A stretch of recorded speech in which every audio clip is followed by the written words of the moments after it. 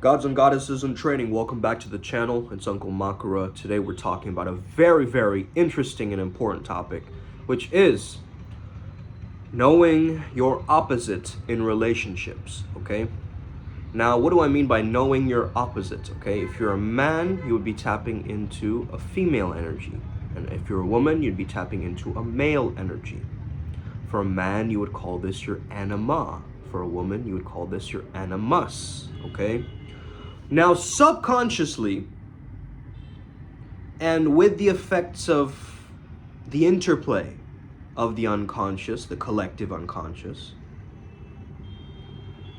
our ideas of relationships, sex, love, belongingness starts to shift over time. Because of all the media influence, because of Hallmark, Disney, Bollywood, Hollywood, we now have a skewed narrative of how this thing is meant to go. But understand, from a particular esoteric paradigm, that this anima or animus inside of you is like an angel that speaks to you in your mind. And most people messing up in relationships is because they're messing up the relationship with their animus or with their anima. So you know men or women who overgeneralize, like all men are like this, all women are like this. That's because the anima has generalized that this is the perfect male, this is the perfect female, at least for the individual, right, through their lens. And so you as a woman, you need to tap into the divine father. Of course, your own divine mother energy is also equally important. But you've got to understand, for attraction to happen, you got to understand when your animus is speaking to you as a woman. And as a man, you got to understand, when is my anima speaking to me? Is your anima, is the voice in your head telling you things like you're worthless, you're not good enough, that voice is actually meant to make you self-improve, right? And actually get better. And oftentimes, the individuation process takes quite a lot of time for people, It doesn't happen like super quickly, right? It takes time, it takes effort, it takes encouragement. It takes a lot of progress, on a specific level, on a specific threshold. You right now, you've been trying to fit into a box that wasn't meant for you. You've been told to date like this or do it like that, instead of following your own higher truth and the angels inside, okay? So for women, it might be Brad Pitt. I don't know. For men, I don't know, Megan Fox. These are just two random, very mainstream examples that came up, right? Where we as a man, we're talking to this woman, but we are really talking to the Megan Fox in that woman. Do you guys get that? Like, if you change your perspective that you're having a conversation with the anima in the woman that you're speaking to, it is going to change. It is absolutely going to shift and change your relationships. I'm telling you. Because really, you are having a conversation with the anima. Through all of your gestures, behaviors, everything that you have going for you is speaking directly to that angel, to that life force energy, that Shakti energy. You see? For a woman, she has an idea of who her, her father was, her best friends, maybe how her brothers treated her, right? She has an idea of the perfect male in her mind. Doesn't mean you have to be perfect, but you have to strive towards that ambition. You see what I'm saying? To grow and expand and, keep your genes moving, right? This evolutionary matrix we're all a part of, right? It's like nature, it understands, okay, he's produced offspring, we can let him go or whatever, right? That's why most people, after marriage or after having a kid, they sometimes realize, like, man, I just haven't followed my dreams yet, or they have this, like, crisis moment, right? Yeah, midlife crisis is only for a life that's mid, okay? My life is not mid. It's extraordinary. You get it? Like, which other guy is able to talk to spirits? Okay? You can compare me to anybody else. Your ex-boyfriends, okay? Maybe one was a drug dealer, maybe one was a, culinary celebrity chef, maybe one was a, forest ranger with a really high rank. Take any of that versus the sovereign sage, the priest beast archetype. The priest beast archetype will dominate any other archetype that is out there. I'm telling you. And this is the reason why we understood this very early on, right? Lopsided people are not going to get that powerful level of attraction, okay? If they're fully in their own polarity, like if you as a man have tried your best to be the greatest man that you can be, not just showing manliness, but demonstrating it, being able to pull through it, adapting and calibrating your prowess, right? And you as a woman, you're working on that concept of what that perfect male means to you, and you act and behave in ways that spark the God in the man, which is the Shakti energy. You activate that God power in man. And you, as a man, you activate that goddess energy in her. Okay, so it's like a spark of two flames. And this is why we use the term twin flames at times, because we have an astral soul fire, right? And your soul fire is essentially what has lasted you for forever. Okay, so it's the flame that kept on burning in a sense. So your astral fire actually has a lot to teach you, and this is very esoteric information, right? So if you want to know more about this, join the Pathworking Primal Sutra Mystery School.com. Okay, I can't share everything on YouTube. However, that particular fire is connected to your ancestors and your future ancestors, whatever you want to call those, right? Your futesters or whatever, postcestors, whatever. And you got to understand that your life is an expression of that flame. So maybe you've gotten older and that flame isn't lit very bright, right? It's kind of a dim flame, whereas you need to raise in your consciousness to be able to make the flame grow. Does that make sense? So you have to clear the emotional baggage. The reason why a lot of people are lazy, guys, let me say this again. A big reason why people are lazy is because they want to procrastinate and keep it for later, because laziness knows that I'm going to do it sometime, just not right now. You see? And they're looking for avoiding the pain of, doing it now.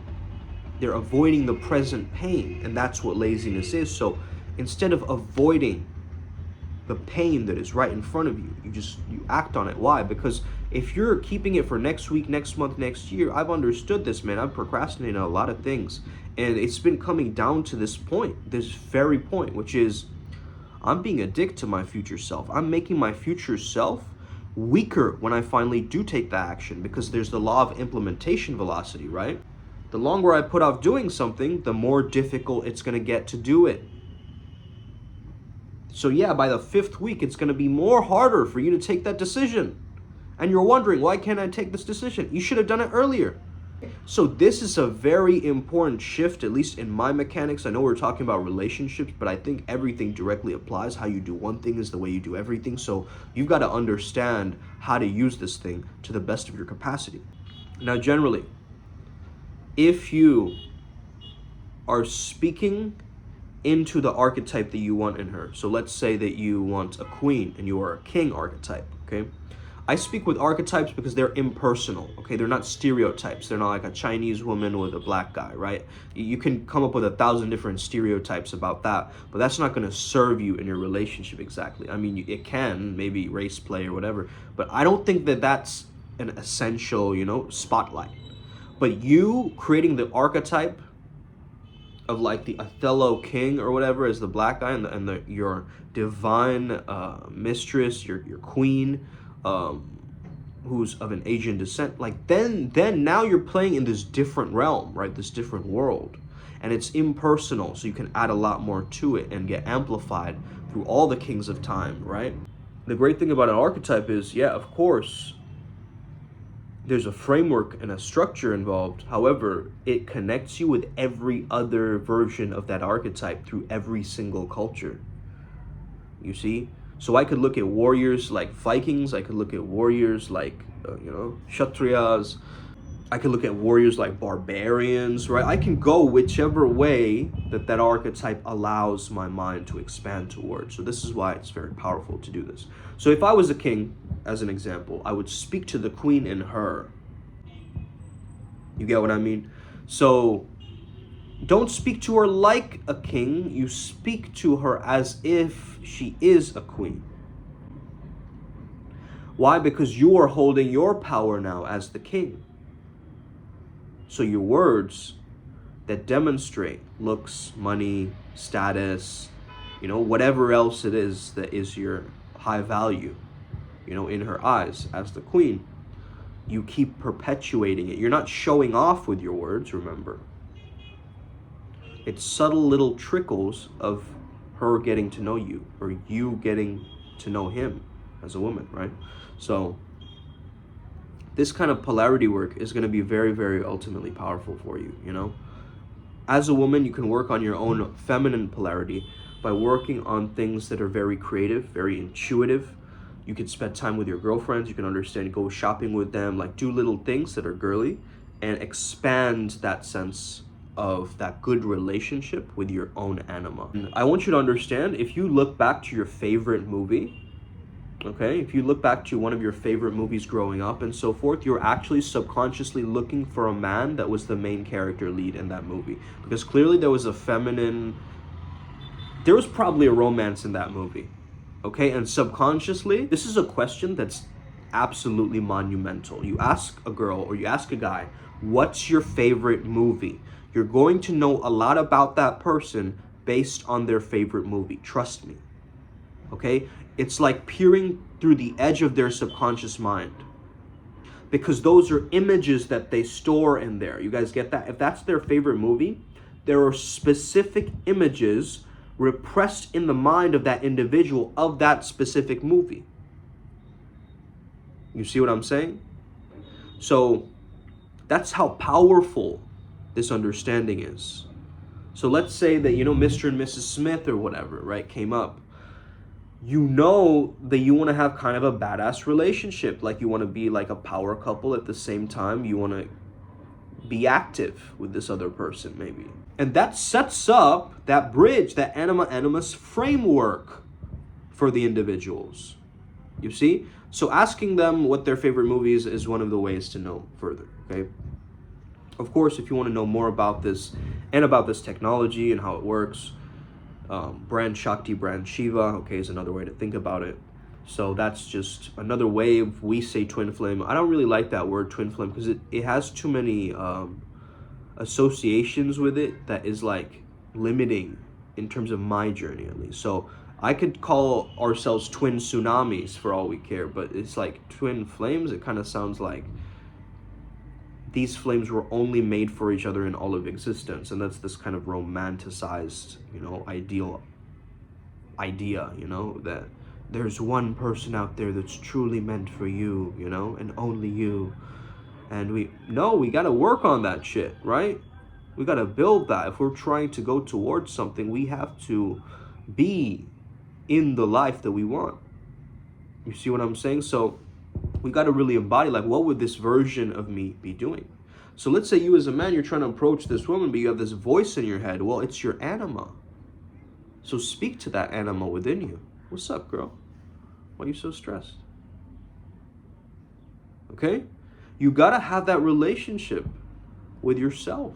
That female part of you that nags you and complains. You got to have a response to that. You can't keep having that over and over again in your mind. You see? You got to have a divine, compassionate, strong, powerful response to that.